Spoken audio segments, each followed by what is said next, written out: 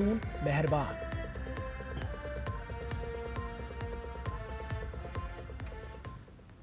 और आइए बुलेटिन की शुरुआत करते हैं। पूरा ओडिशा जय जय जगन्नाथ के जयकारों से गूंज रहा है।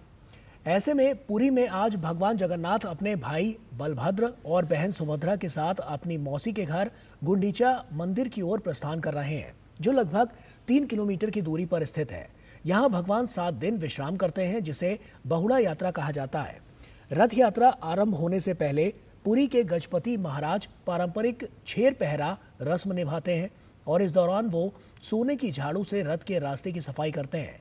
ये रथ यात्रा हर साल आषाढ़ शुक्ल द्वितीया पर शुरू होती है और 9 दिन तक चलती है। रथ यात्रा के अंतिम दिन सुना बेसा की रस्म होती है, जिसमें भगवान को सोने के आभूषणों से सजाया जाता है। भगवान जगन्नाथ के रथ को नंदी घोष कहा जाता है, बलभद्र के रथ को तालध्वज और सुभद्रा के रथ को देव दलहन कहा जाता है। तीनों देवता अपने अपने रथों पर सवार होकर भक्तों के साथ नगर भ्रमण करते हैं, जिससे हर भक्त को भगवान के साक्षात दर्शन का अवसर मिलता है।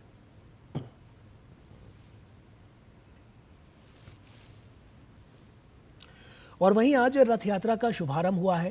आज पहले दिन भगवान जगन्नाथ, बलभद्र और सुभद्रा 3 अलग अलग भव्य रथों पर सवार होकर पुरी के जगन्नाथ मंदिर से निकलते हैं और गुंडीचा मंदिर की ओर यात्रा करते हैं। हजारों भक्त भारी रस्सों से इन रथों को खींचते हैं। रथ पर चढ़ाने से पहले पुरी के राजा छेरा पनहारा की रस्म निभाते हैं, जिसमें वे सोने के झाड़ू से रथ का चबूतरा साफ करते हैं।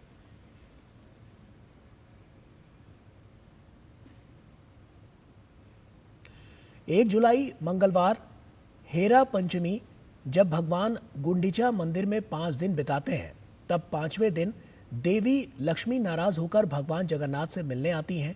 ये रस्म हेरा पंचमी कहलाती है। और ये तस्वीरें हम आपके साथ साझा कर रहे हैं, आप इन तस्वीरों को देख सकते हैं। भव्य तरीके से मंत्रोच्चारण के साथ भगवान जगन्नाथ की यात्रा की जो तैयारियां हैं वो लगभग पूरी कर ली गई हैं। और ऐसे में काफ़ी महत्वपूर्ण ये पूरा क्षण इसलिए भी हो जाता है क्योंकि हर्षोल्लास के साथ हर साल हम देखते हैं कि उनकी इस यात्रा में शामिल होने के लिए देश विदेश से लाखों श्रद्धालु जो हैं वो यहाँ पर पहुँचते हैं और भगवान की एक छवि पाने के लिए और उनके इस रथ यात्रा को खींचने के लिए वो व्याकुल नज़र आते हैं। आप अभी भी इन तस्वीरों के ज़रिए देख सकते हैं कि कितनी उत्सुकता जो यहाँ पर जो श्रद्धालु हैं उनके मन में नज़र आ रही है और इसके साथ ही कितनी भारी संख्या में, बड़ी संख्या में लोग यहाँ पर पहुँचे हैं। प्रशासन द्वारा भी यहाँ पर चाक चौबंद तैयारियाँ की गई हैं और प्रशासन अब की बार पूरी मुस्तैदी के साथ भी यहाँ पर लगा हुआ है। तमाम नई चीज़ें भी अब की बार इसमें जोड़ी गई हैं। आर्टिफिशियल इंटेलिजेंस का भी उपयोग यहाँ पर सुरक्षा व्यवस्था के मापदंडों को देखते हुए किया गया है और तमाम नई तकनीकों के ज़रिए, बात चाहे ड्रोन की हो या इसके अलावा नए CCTV कैमरास की हो, चप्पे चप्पे पर जो प्रशासन है वो नज़र भी रख रहा है। और आप देख सकते हैं कि अब इस रथ यात्रा की जो शुरुआत है वो होने वाली है और ऐसे में इसको लेकर जो तमाम तैयारियां हैं वो तो अपने चरम पर हैं ही। इसके अलावा मंत्रोच्चार के साथ, गाजे बाजे के साथ इस रथ यात्रा को आगे निकालने की जो कवायद है वो तेज़ गति से आगे बढ़ती हुई नज़र आ रही है। व्यापक तैयारियां यहाँ पर की गई हैं और तमाम यहाँ पर जो श्रद्धालु हैं वो यहाँ पर अपनी आस्था में भाव विभोर होते हुए नज़र आ रहे हैं। 3 अलग अलग रथ तैयार किए गए हैं और ये तीनों रथ जो हैं उनकी अलग अलग मान्यताएं हैं और इन्हीं मान्यताओं को देखते हुए ये यात्रा निकाली जा रही है। काफ़ी महत्वपूर्ण है। तमाम अगर हम मापदंडों को देखें तो यहाँ पर जिस तरह से जो भगवान जगन्नाथ हैं उनके जयकारों की गूंज साफ तौर पर सुनाई दे रही है। आज भगवान जगन्नाथ अपने भाई बलभद्र और बहन सुभद्रा के साथ अपनी मौसी के घर गुंडीचा मंदिर की ओर प्रस्थान कर रहे हैं, जो लगभग यहाँ से 3 किलोमीटर की दूरी पर है और ये तस्वीरें बहुत कुछ कह रही हैं। आज रथ यात्रा का शुभारंभ हुआ है और आज पहले दिन भगवान जगन्नाथ, बलभद्र और सुभद्रा के दर्शन भक्त करेंगे। अलग अलग जो इसके लिए शेड्यूल है वो हम आपके साथ साझा कर रहे हैं। आप देख सकते हैं कि 5 जुलाई बहुड़ा यात्रा होगी और उसके बाद ओडिशा की पारंपरिक मिठाई पोड़ा पिठा का भोग लगाया जाएगा। ये 5 जुलाई को होगा और 6 जुलाई को सुनाबेशा भगवान को स्वर्ण आभूषणों से सजाया जाएगा। तो अलग अलग दिन का अलग अलग शेड्यूल है और ये पूरा पारंपरिक अनुष्ठान जो हम देख पा रहे हैं वो अपने आप में जो श्रद्धालु हैं वो उसमें भाव विभोर नजर आ रहे हैं। भगवान को विशेष मीठा पेय अधरापना अर्पित किया जाएगा। ये 7 जुलाई को होगा और उसके बाद 8 जुलाई को नीलाद्री विजय यानी कि समापन होगा। रथ यात्रा का अंतिम और सबसे भावनात्मक दिन होगा। तो एक लंबी प्रक्रिया साफ तौर पर देखने को मिलेगी। भगवान जगन्नाथ, बलभद्र और सुभद्रा मुख्य मंदिर में वापस लौटेंगे। तो आज जो इस यात्रा की शुरुआत हो रही है वो 8 जुलाई को जाकर समाप्त होगी, जब वो वापस अपने इस गर्भगृह में पुनर्स्थापित होंगे। तो ऐसे में भगवान को विशेष मीठा पेय अधरापना अर्पित किया जाएगा, जो कि 7 जुलाई को होगा। 8 जुलाई की बात करें तो नीलाद्री विजय समापन होगा और रथ यात्रा का जो अंतिम दिन है वो होगा। 1 जुलाई से 7 जुलाई तक का ये पूरा शेड्यूल रखा गया है। हेरा पंचमी होगा भगवान गुंडीचा मंदिर में और गुंडीचा मंदिर में विशेष दर्शन का भी आयोजन होगा 4 जुलाई को, जब संध्या दर्शन यहाँ पर कराए जाएंगे। और इसके अलावा अगर 4 जुलाई की हम बात करें तो भगवान जगन्नाथ, बलभद्र और सुभद्रा के दर्शन भक्त जो है वो कर पाएंगे। 5 जुलाई को बहुड़ा यात्रा होगी। मौसी के घर से जगन्नाथ मंदिर में भगवान की वापसी शुरू होगी और 8 जुलाई को जाकर ये यात्रा समाप्त होगी। ओडिशा की पारंपरिक मिठाई पोडा पिठा का भोग लगाया जाएगा, जो अपने आप में तमाम मान्यताओं से भरा हुआ है। तो 12 दिनों तक ये यात्रा जो है वो चलती रहेगी और हर दिन का खास महत्व होता है। और रथ यात्रा के पहले दिन पुरी के राजा खुद छेरा पन्हारा रस्म निभाते हैं, जिसमें ये सोने के झाड़ू के रथ के नीचे का हिस्सा साफ करते हैं। ये विनम्रता और सेवा भाव का प्रतीक माना जाता है।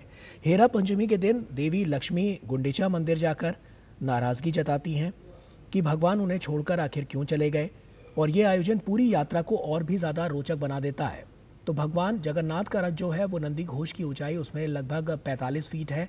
अलग अलग रथों की अलग अलग मान्यता है।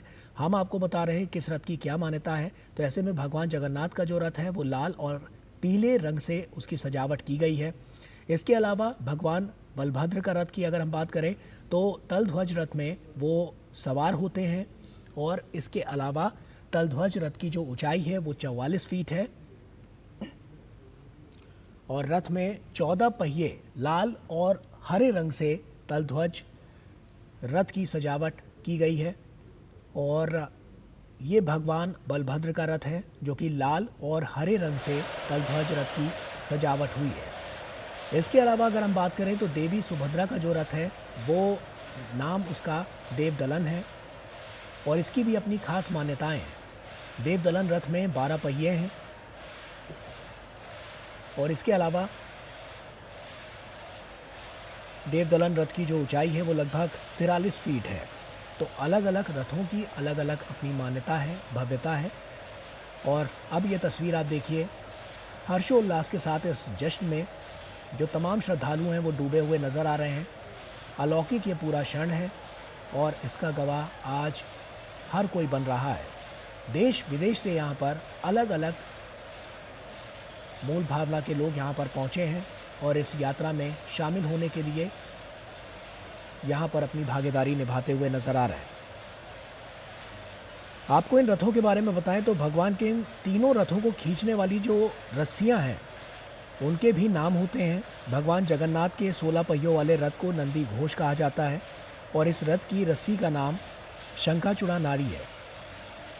बलभद्र जी का जो रथ है जिसमें 14 पहिए होते हैं उसे ताल ध्वज कहा जाता है और उसकी रस्सी को बासुका नाम से जाना जाता है। देवी सुभद्रा के रथ की अगर बात करें जिसमें 12 पहिए होते हैं और जिसे दर्पदलन कहा जाता है और उनकी रस्सी का नाम है स्वर्ण चूड़ा नाड़ी। ये रस्सियाँ न सिर्फ रथ को खींचने का माध्यम होती हैं बल्कि इन्हें छूना भी बहुत बड़ा सौभाग्य माना जाता है और इसीलिए हम देख रहे हैं कि हर साल देश विदेश से जो श्रद्धालु हैं वो यहाँ पर पहुँचते हैं। इसमें किसी तरह का कोई भेदभाव देखने को नहीं मिलता है। कोई भी व्यक्ति चाहे वो किसी भी धर्म, जाति या देश का हो रथ खींच सकता है। शर्त बस इतनी सी होती है कि उसका मन सच्चे भाव से भरा हो। मान्यता है कि रथ की रस्सी खींचने वाले व्यक्ति जीवन और मृत्यु के चक्र से मुक्ति पाकर मोक्ष की ओर बढ़ते हैं। हालांकि कोई भी एक व्यक्ति ज़्यादा देर तक इस रथ को नहीं खींच सकता ऐसा इसलिए कहा जाता है ताकि हर एक आने वाले श्रद्धालु को यह अवसर मिल सके, और अगर कोई रथ ना भी खींच पाए तो भी कोई चिंता की बात नहीं होती, क्योंकि इस यात्रा में सच्चे मन से शामिल होना भी हजारों यज्ञों के बराबर पुण्य माना जाता है। और इसी आस्था के केंद्र को लेकर जो तमाम देश विदेश के श्रद्धालु हैं वो यहाँ पर इस अवसर पर पहुँचते हैं, अपनी जो इस परिस्थितियों को लेकर, अपनी जो मान्यता है उनको लेकर, और अपनी जो मनोकामना है उनकी पूर्णता के लिए कि उनको उसका फल मिल सके। तो आप देख सकते हैं ये तस्वीरें हम आपके साथ दिखा रहे हैं, और कितनी बड़ी संख्या में, लाखों की संख्या में यहाँ पर लोग एकत्रित हुए हैं। प्रशासन की तरफ से सुरक्षा के व्यापक इंतजाम भी किए गए हैं। अलग अलग नृत्य और कलाओं के ज़रिए यहाँ पर प्रदर्शन भी किया जा रहा है। इस रथ यात्रा की जब शुरुआत होगी तो ये अलग अलग नृत्य और कलाएँ जो पारंपरिक धरोहर है भारत की, वो देखने को मिलेगी। और आइए आगे बढ़ते हैं। आपको बता दें कि राष्ट्रपति द्रौपदी मुर्मू ने भगवान श्री जगन्नाथ रथ यात्रा को लेकर शुभकामनाएं देते हुए एक्स पोस्ट पर लिखा कि पवित्र रथ यात्रा के अवसर पर मैं देश विदेश में रह रहे